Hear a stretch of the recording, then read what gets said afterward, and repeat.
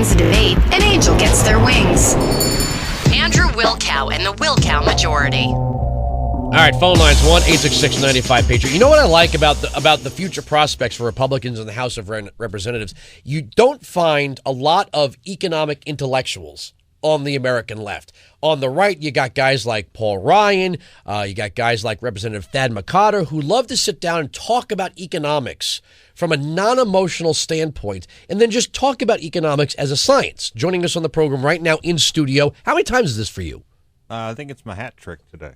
No, you've been here more than 3 times. This has got to be 4 or 5, right? How many times has he been here, Nick? It just feels longer. Thanks.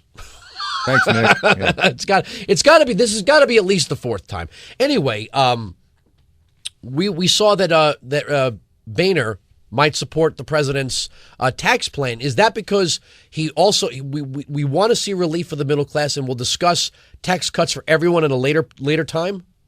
Well, I'm not going to speak for John. I haven't had a chance to talk to him since that announcement. But I think that what Boehner's attitude has always been is to take tax relief where you can get it.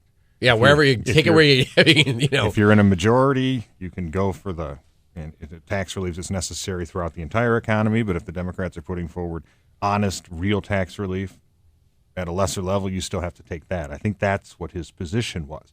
Anytime you can allow people to keep their hard-earned money, fine. I certainly don't think John is buying into the concept of the class war redistributionist policy where somehow someone who's made over a certain arbitrary amount is now considered having done something wrong and they need to have their money confiscated. And I think that when you watch the president talk about tax relief, when he says they're going to give money to so-and-so, that's absolutely backwards. Tax relief is when the government doesn't take your money in the first place. And so anybody who thinks that somehow, well, government can't afford tax relief or government's giving tax relief and money to these people are absolutely wrong because they come from a premise that somehow it's all government's money and you only get to keep what government lets you. Yeah, we never hear taxpayers can't afford government spending. We just hear government can't afford to not tax. Now, this seems like one of those moments that the Democrats have been demanding from Republicans, which is to join in this benefit towards the middle class. But I have not heard one complimentary article written about Republicans going along with Democrats on something that seems beneficial to most Americans. Well, it dates back to the original stimulus when the president asked us for ideas. There was a working group led by our whip, Eric Cantor. Paul was on it, Ryan, I was on it, others. And we put forward a plan, and they immediately pretended that we hadn't, said we were the party of no and had no ideas.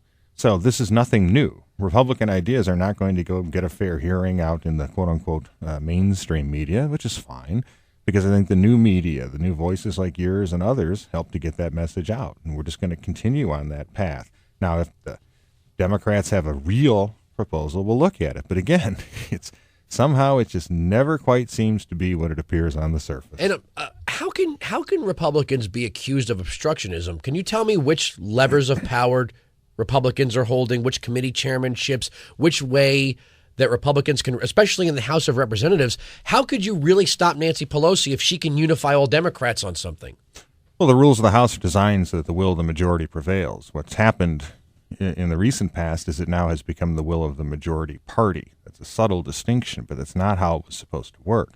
And the reason that we get accused of being obstructionist is because the media will not call the Democrats intransigent. But I think the voters understand that. Growing up, I think most of us as kids don't pay attention to politics when we're real little. My biography starts with a little anecdotal story of my father taking me when I was about 7 years old to vote for Ronald Reagan. And he took me to the Shore Road Elementary School, and we went into the voting booth, and we cast a ballot for Ronald Reagan. Growing up, I didn't realize just how Republican the middle class was. Saul Alinsky calls them the have-somewhat-mores, people who protect what little they have but don't realize that their fate should really be tied towards the lower classes versus the robber barons of the day. But there was a time in this country where the middle class was the Republican class. You had the upper elites, the Kennedys, and then you had the community organizers. And pretty much in the middle, most people were voting for Republican. They just wanted sensible spending. They wanted to keep what they earned. They liked their home with a little backyard and a little front yard and maybe 2 cars, one for the father and one for the mother. Ronald Reagan said, of the county I grew up in, Nassau County, that when a Republican dies and goes to heaven, he goes to Nassau County. But we've been seeing We've been seeing this move of the Republican of the middle class into the Democratic category. And my only thought could be that it seems like Democrats have been building the wall towards wealth higher, that you have to hurdle with taxes. Someone who makes $250,000 a year has no relationship with somebody making $2.5 million or $25 million. But yet they seem to want that to be the cap, giving this escape hatch to a small elite. So it seems that they keep building the wall higher, preventing people from getting out of the middle class and into the upper middle class and even the upper class. But they want to knock down the wall from the lower class into the middle class with subsidies and tax credits and cash for clunkers. They want to deliver a middle class lifestyle to people who haven't, quite frankly, gotten there in their economic life. And it seems that they want to claim credit for the growth of this middle class, but the middle class was people who earned a living and earned their way in previous generations. And it seems to me the newfound middle class are people who've been subsidized in and are now therefore loyal to the political party that brought them the subsidies, which gave them a middle class lifestyle. Well, I don't think so. I think that what you see amongst middle class voters, amongst Americans, is a rejection of the big welfare state they're trying to perpetuate. You see it in all the polling. You see it in the questions that are asked. You believe in tax relief and reduce spending to help get the economy going? And the answer is overwhelmingly yes. Yeah, but they believe in tax cuts for their class. That guy should pay more.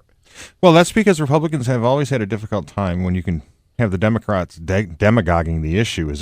My question to the Democrats is quite simply this: what is somebody making over $250,000 a year done wrong? Why are they less of a citizen entitled to the fruits of their labor than anybody else? It seems that they're trying to make the hurdle out of the middle class into the upper classes, leaving vacancy in the middle class. They're trying to usher people in through subsidies like earned income tax credits or cash for caulkers or cash for clunkers, that they're trying to deliver a middle class lifestyle through. You can't call it a tax cut when the person isn't paying any taxes. Right. That's what I mean. Right. It seems this newfound middle class that they're looking for is one that is loyal to the government for subsidies, not one for income. Well, I think there was a poll that showed 90-some% of Americans consider themselves middle class.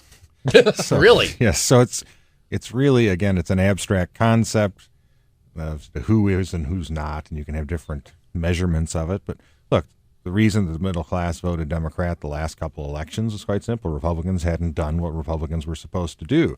What's happened recently is that the Democratic Party has revealed itself for what it is. This is not my father's Harry Truman Democratic Party. This is a European socialist party. This isn't the ladies' auxiliary holding a bake sale at the VFW. Yeah, not anymore. And so prior to having to come in and actually govern with a controlling majority, which they had. Remember, they controlled the Senate until Scott Brown's election. Republicans never did that. Is that they went forward and defied the will of the American people and passed radical proposals the American public's rejected. And that's why when the president walks around saying, well, I know the public's angry, as if it's somehow the public's misguided. The public knows very well why they're upset. The serfs are all they're upset. Very upset with the stuff they told you not to do that hasn't worked. And you seem to be intransigent enough to continue to go forward and try to press it or try to spin it. And look, the American people are very practical. And if it doesn't work, it doesn't work. And they're also very committed to having gradual, necessary change. They do not want a radical, wholesale change. Look, this administration has said itself, they are here not to regulate the economy. They are here to recreate the foundations of the American economy.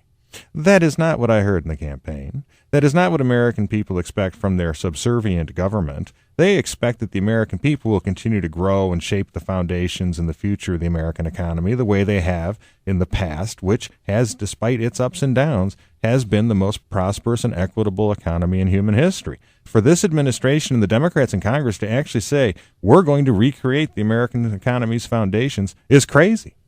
On its face. If you're just joining us, talking to Representative Thad McCotter of Michigan, when you watch the Tea Party movement, and I love what I see in the Tea Party movement, the accusations of racism we know is nonsense. I mean, many of these Tea Party organizations are being led by black middle-class Americans who want the same thing that all middle-class Americans, I mean, regardless of race.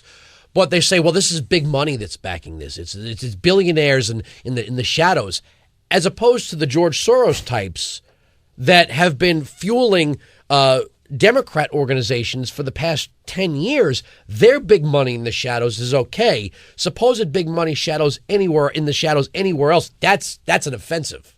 Well, the left accuses you of what it's doing. Oh, yeah. So that you spend your time defending yourself against a false accusation while they continue to go on with what they're doing. Look, you hit it on the head. Soros and the rest of them. This was the party of the rich people, was the Democratic Party of 06, 08. Look where they got the money. Started off with the Clintons. So when you look at the Tea Party movement, what they can't understand and what frustrates them is that they view this as their narrative of people taking out, speaking out, going out to mass gatherings, to petition government for the redress of grievances. This is what the left is supposed to do.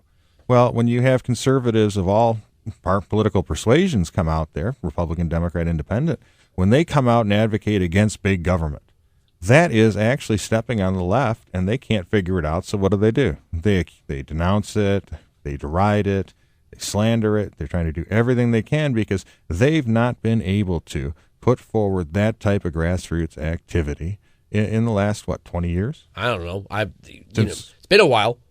It's almost like that scene in Forrest Gump when all the reporters are trying to fill in the reason why he's running.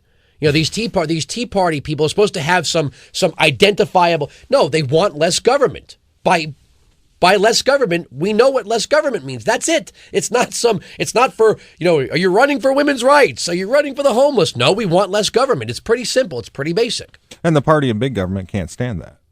Now, you would think liberals would at least see some kinship with libertarians and people who want small. These are the people who say, keep your government out of my bedroom. I want to freely express myself. If I want to live in San Francisco and live this bohemian life, I don't want the government telling me I can't smoke some pot. Yet you find this, get the government at the federal level, at least, off of our backs and return some power to the states and even in the city. If the city of San Francisco wants its own healthy San Francisco universal health care law, and they want a tax for it inside the city of San Francisco and leave the rest of the voters in California and the country alone, who cares? That's the city. And if people want to vote with their feet, they will, or they'll elect a new city government. And that's how our system's supposed to work.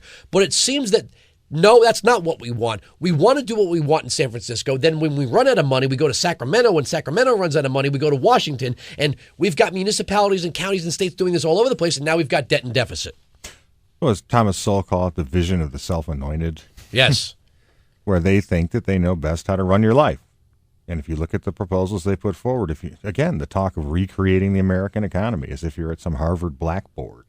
And it looks wonderful. For them to be able to say, we're going to take these decisions from you and centralize them in Washington in an age of globalization where you're making more decisions at your laptop than you've ever had the chance to do before. You can order goods and services on a BlackBerry in the palm of your hand from around the world. And yet these people with their fossilized ideology say we have to centralize everything in our hands. They think truly that they are more enlightened about your interests than you are. And they use the coercive power of the state to try to force radical change, which never happened. We're talking to Representative Thad McCotter from Michigan. You just mentioned a blackboard in Harvard. We just saw the departure of Christina Romer. And she was hailed as one of these economic geniuses, all these really smart people. And now this is the other side of this, that the Tea Party and programs like this and people like me are seen as the antithesis to academia. Yet my problem with academia is all philosophy, no practice.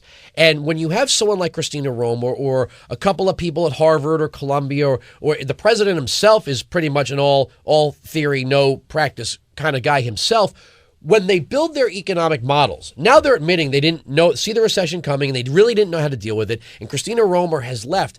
But everyone else saw it coming, and everyone else saw the problem, and everyone else saw the downside of this stimulus package. When they build these models in a classroom that don't have to be applied in the real world, and they make it to think tanks and to colleges and universities, and ultimately the administration, we're called ignorant when we question their ability to build these models, which are almost always built on parameters and models that make absolutely no sense in the real world. If you just said it yourself, if we start with the concept that all currency and wealth as totaled in the United States and or GDP is property of government, and we eliminate the concept of private property and private prosperity, well then No wonder we get some of these really ridiculous ideas coming out of Washington. Back to my point of the benevolence of breaking even. Nobody seeks in this world to break even. We seek profit. Well, I think you're absolutely right. And when you talk about academia, you have people who are surrounded by other people who think the same way. They reinforce the same ideology. There's no practical experience. They're not grounded necessarily in the principles that are necessary to have, I would argue, a much more clear-eyed view of the world. And so what you wind up with are people who come out of academia, that wind up in administrations, that wind up getting the ears of presidents, that put forward policies that have no chance of working. Now, in terms of the stimulus and Romer, what they wanted to do was they thought if they spent this $1 trillion, because it's $1 trillion, you got to pay the interest, no free money. When they passed this, they then expected that would carry the economy in a temporary fashion while they passed their recreation of the foundations of our economy with cap and trade, with the health care debacle, with higher taxes. This is what they were after. They stumbled along the way, thankfully. But that was their goal. So when the stimulus didn't work, they were shocked. And a lot of us had warned them at the time that you're just creating a government bubble to replace the housing bubble, which replaced the dot-com bubble. And once that starts to go, you're not going to have anything left to deal with here. Now, we were just talking about the benevolence of breaking even. Government, and especially liberals and progressive in government, see the distance between, they like the point of loss to break even. Everything else is considered wrong, greedy, evil. But if you're borrowing money to stimulate the economy and your mindset is towards breaking even and not profit, in the private sector, if I borrow money here, I have my Capitalism is Boss coffee mug. If I borrow money from the bank to start making these mugs and I borrow money with interest, I have to sell enough of these mugs to make the money back that I borrowed plus interest on that loan. So this mug has to turn a profit. If they're saying that our mindset is towards break even and we're borrowing money with interest on it, even if they break even, they still take a loss because now they don't have the money to pay back the interest. How on earth can we have people running an economy who don't see the benevolence of profit versus the benevolence of loss or breaking even? Or that don't understand that government can't coerce benevolence. That too. We're going to take a break here. You want to stick around for a second? Yeah, for a break? Yeah, all right. Second one. 1-866-95-PAGE. See, whenever he comes in here, whenever Representative Thad, we could talk about punk rock. And I saw that Johnny Knoxville was doing that documentary on Detroit, and they interviewed Wayne Kramer from MC5. Brother Wayne Kramer. I'm sure you've got a lot to say about that. MC5. But whenever you come in here, we have these really, really intellectual discussions on economics, and then we talk about the Clash or the Pistols and stuff. So it's a lot of fun. 1-866-95-PATRIOT, 957-2874. Representative Thad McCotter is going to stick around. We're right, they're wrong. That's the end of the story. Sirius XM Patriot. All systems are go. Transmitting live To the studio. from Wilkow Satcom 1. Welcome to the Wilkow Majority.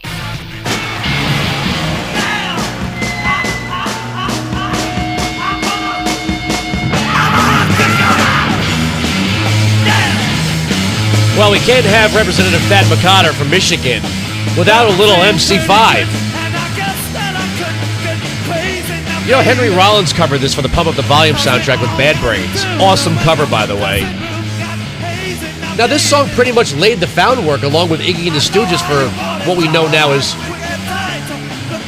proto-punk. That's the term, proto-punk. We laid the groundwork. This is your stuff, right? Oh, this is our stuff, baby. This is Now, Detroit. did you go to Detroit a lot as a much younger person? I grew up there the first 7 years, and then we moved a couple miles away. So I spent a lot of time in Detroit. Went to University of Detroit. Did you see the Johnny Knoxville web series at all? Any of it? Not yet. I know that they're also working on a Grandy Ballroom retrospective, because in Detroit we had a Grandy Ballroom. It was on Grand River Avenue, and you had people like Cream play there, The Who, Breakout Tommy there, and all the acts would come through town. And now it's in a decrepit state, and there's an attempt. Well, at to least it's revive there. it. We got rid of CBGBs here in New York City. Oh, I actually man. interviewed Hilly Crystal before he died, and he said to me, "I can't believe some conservative is trying to help me out here." The Bowery Residence Committee, which is another one of these left-wing, residents, these non-elected residents groups that just decide that they're going to take over real estate. They ended up purchasing the building, which they did legally, and they wanted to put a drug rehab center on the second and third floor of CBGB's, which makes perfect sense. It's ironic, at But least. Yeah. then they decided that the influence of CBGB's was bad. Okay? So they doubled the rent of CBGB's and ran Hilly Crystal out. And I don't know what the future of the project was. I know the Hard Rock Hotel had offered to build a mock CBGB's and then bring everything from the interior of CBGB's to the Hard Rock Hotel, which a lot of people thought was offensive, but better survive in some way. And my wife and I actually got into the last night of CBGB's. They had Patti Smith up on the stage. They had the Talking Heads. Some of the members of the Talking Heads, Flea from the Red Hot Chili Peppers jumped up a little bit. And at the end of the night, the bartender said, "Well, it's over," and they just put all the bottles up on the bar. They just put all the beer up on the bar. They were just like, "Hey, it was last call." They just said, "Yep, it's all free now." And but that was the end of CBGB's. The place that gave us the Ramones. Tom Petty played there. AC/DC made their American debut at CBGB's, and we got rid of it. That's unfortunate. I think Patti Smith was married to Fred Sonic Smith of the MC5, which you just heard. And I think that when I was growing up, we'd read Cream magazine. And CBGB's would be all over the place. Every band, because Lester Bangs, I think, moved out here. Everybody played at CBGB's. And it's just sad that you lose that part of history. It weirds people out when guys like me and you talk about this stuff because this is supposed to be limited. I've been told punk rock is for liberals. I'm like, really? You should have told that to Johnny Ramone or Stiv Bators or Bobby Steele of the Misfits, because a lot of these guys, I don't know who decided that some political ideology, owns some kind of music, especially a kind of music that really hated hippies. Well, if you think about it, especially over in England, it really did not like the Flower Children. No. But when it was coming out of England, it was in a response to the massive social welfare state that left them, as the Sex Pistols said, no future. In God Save the Queen. No opportunities. There's no future in England for me. Didn't the Clash have that, career opportunities? It was all about the welfare state. Well, the Clash was a little different. They were a little bit more they're the only band left-wing. that ever broke up for political differences. Oh, yeah. All right, so back to now that we've done that and established our cool credentials with the audience, Woohoo. back to talking about the benevolence of breaking even and the economy.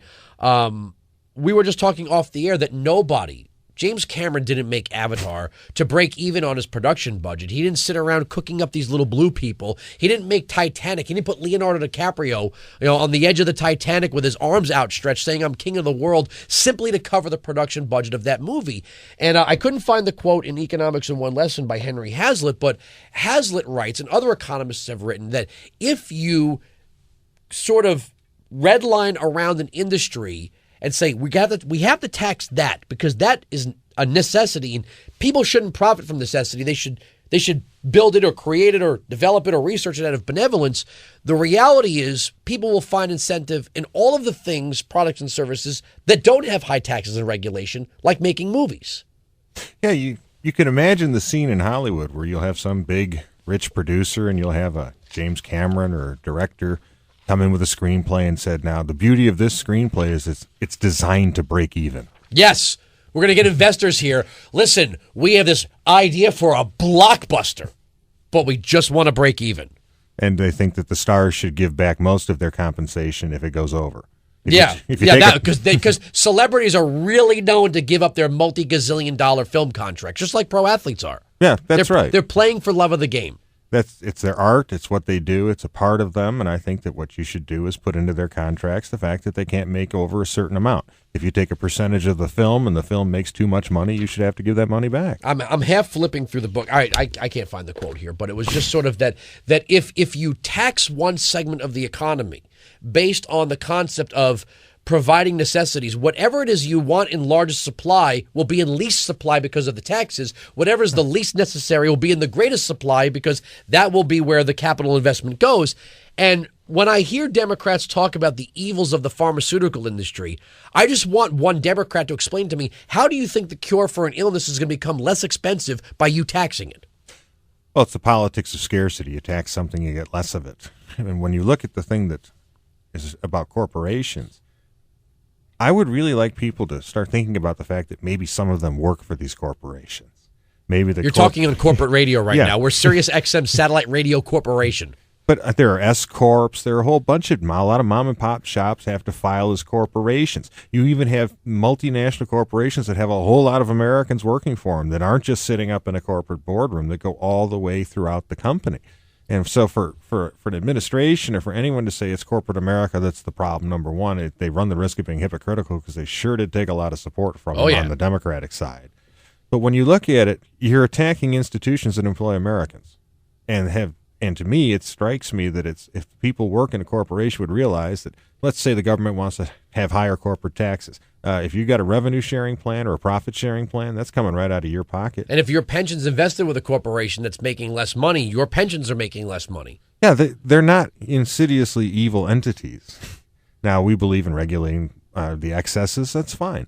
But we're not talking about treating the corporate community from the workers on up to the boardroom as if there's some type of malevolent entity in the United States. I think that's insane. Let's talk about the future, if and when. I'm not one of these people that thinks that Republicans should be measuring the drapes right away because arrogance will unhorse even the best of competitors. If Republicans take the House and make gains in the Senate and then get an eye towards 2012, I'm getting a laugh at some of these Democrat politicians who are saying, well, no, you can't touch this or you can't touch that. And my favorite is, well, you can't touch Social Security. It's popular. Okay, make it voluntary. Well, then it'll collapse. Why would it collapse? Dick Armey was on with Jennifer Granholm on Meet the Press just 2 weeks ago, and the debate was over making Social Security voluntary. And Granholm said, well, 85% of Americans support it. They don't want it to collapse. And Armey said, well, how could it collapse if people believe it's a good program, they'll stay with it. If it collapses because people don't want to participate, what's wrong with that? Why is it Democrats believe something is popular, then make it mandatory? Because it goes back to your talk about San Francisco. As a federalist approach, if you want to do something in a municipality, do it in a municipality. If you want to do something in a state and the public sovereign people decide to do it, let them do it. Because when they go to the federal government as if we're a parliamentary system instead of a federal system, they capture everybody. It's easy to leave a city that isn't performing as a governing entity the way you'd like it to. It's easier to leave a state that isn't performing as a governing entity as you'd like it to. It's much harder to leave the United States itself. So they want to centralize. And you shouldn't have to. Our country was never set up that way. We were supposed to be a union of states, the laboratory of good ideas, the isolator of bad ideas. And at the local level, if the voters of San Francisco want their taxes to reflect a universal health care plan, well, so be it. The problem is when they start billing people in San Diego for their programs. Right. The federal government continues to centralize power within Washington. It's removing one of the checks and balances, the fundamental checks and balances within the system that we inherited, which was federalism, which is where you can do things at the local level, you can do things at the state level, the county level. You don't have to go run off to Washington to solve all your problems. It was designed to be a limited federal government.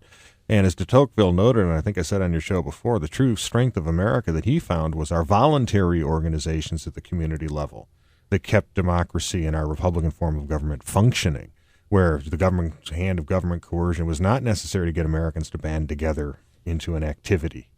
And what we're seeing today is there's an assumption on the part of this administration, as the president has said before, that only government can do this. No, there's things that real people can do for themselves. But one of the problems I think we're facing with this relationship between the local level and the federal level is that there's no backstop to irresponsibility. If Gavin Newsom of San Francisco passes a universal health care plan and it goes bankrupt almost instantly, the phone is ringing in Nancy Pelosi's office for a federal earmark.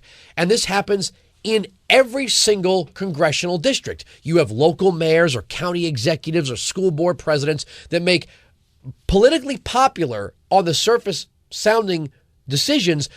The reality is the stuff they don't want to talk about when it washes out as irresponsible and there's loss or tax increases and the people are angry, they go to, you're going to write a letter to your congressman. Well, what are you saying? Are you writing a letter to your congressman to get somebody else's money to flow into your district for the people you elected to be irresponsible? Well, as you know, the Republicans have taken the no term limit or the no earmarks pledge. We followed through on that, and we continue to plan on following through in the future if entrusted with the majority or if we remain in the minority. But we saw this when Speaker Pelosi, this is not hypothetical that you bring up. We saw this in August when they called us back from our August recess to Washington to vote on a $26 billion bailout for failed state entities. And the reason they're doing this, again, is when you talk about Social Security and having its troubles. Look, the industrial welfare state model of government is doomed in the age of globalization. Every family budget has had to be restructured to face the changes that we're experiencing due to international competition, due to the communications revolution. every business plan has had to be adapted to it. It's about being smaller, more nimble, more accountable, more entrepreneurial. It's greater than just streamlining. And so when the only institution that refuses to have to restructure in this period of time is the government, because quite simply, families and businesses spend what they make. The government spends what it takes. So the stimulus was an attempt to prop up a model of governance that is no longer sustainable in the age of globalization. They tried to prop it up again with another $26 billion when the first trillion didn't work. What they're doing is absolutely, I would argue, antiquated, and now it's injurious. And the good news is the American people understand that massive government spending is not going to solve the recession. It's going to deepen and prolong it. Well, we got someone calling in from your district. Drew, Northville, Michigan. Go ahead. Hello. How are you? Hey. Good. Mr. McCotter, I just wanted to say thank you. I've written to you a few times, and every time that I've written or called into your office, I've gotten a letter back personally signed and addressed by you. And I can say I've written and called into both of our state senators' offices, and I have not received that same gratitude from them. And I just wanted to thank you for listening to your constituents. How do you have the time to do all that and have a life of your own? That's what I sometimes feel like we put too much expectations on our elected officials as if they're not human beings. They have all this legislative agenda and then a million people who want to write them at the federal level about their pothole in front of their house. How do you have all the time in the world to do the things you do and answer letters to people like Drew? Well, it's your job. And in Michigan, as Drew knows, anybody who has a job wants to keep it, wants to be employed, because we have the highest unemployment rate in the country by state. Well, that Jennifer Granholm, she's really. Well, she's term limited. Term limited. But look, I don't sleep a lot by nature. I'm up late. I like to do certain things, and so you sign the letters. To me, it's just your job. I work for the people who elect me, and like Benjamin Franklin said, when the day comes, I'm no longer an elected official. I get a promotion back to sovereign citizen. Well, Drew, thank you for calling in. Yep. Again, thank you, Andrew, and thank you, Mr. McCotter. All right, cool. I just wonder that sometimes. People say, why don't you run for office? I'm like, you know what? Some of the stuff that I live in a town where the mayor, and I'm not going to give the name out, the mayor gets bashed sometimes because he's so focused on the city's budget that sometimes he misses cutting the ribbon at the 4-H, whatever it is. And, people who don't like him say, see, he didn't show up to cut the ribbon. Meanwhile, he's the guy that's been trying to deliver property tax cuts at a time where other parts of Jersey are trying to figure out how to increase them. I'd rather have a guy who's not there cutting ribbons at every single ribbon cutting and focus solely on good governance than being a showpiece to make everyone feel good about the mayor. I just sometimes wonder how guys like you do that. Well, it's like the parade theory. No one wants to see politicians in a parade. But if you're not there. They're going to be upset. Right. And that'll always be your opposition, who also, when they get elected, it's like Representative Shea Porter made her name by interrupting meetings and then got very upset when somebody interrupted her town hall meeting. We're pretty much out of time here. I like when you come in. I really, there's a little levity when we could talk about MC5 or the CBGBs or punk rock or the Grandy Ballroom. The comparison between Brit punk and American punk and proto punk and all this stuff. I don't get to have that much fun on the program on a day-to-day basis because there's so much serious stuff here. And if there's anybody who ever listens goes, wow, conservatives can like the same stuff. It's good to go. What's more countercultural right now than being a conservative? Yeah, I told a kid once, I said, listen, you want to be a rebel? Wear a T-shirt to a concert that says, wear a Viva Reagan, T-shirt or something to a punk rock concert. You want to be a rebel? All this Feminist Majority Foundation stuff, forget it. All right, third hour next. Representative Thad McCotter from Michigan, thanks for coming in. We're right, they're wrong. End of story. Sirius XM Patriot.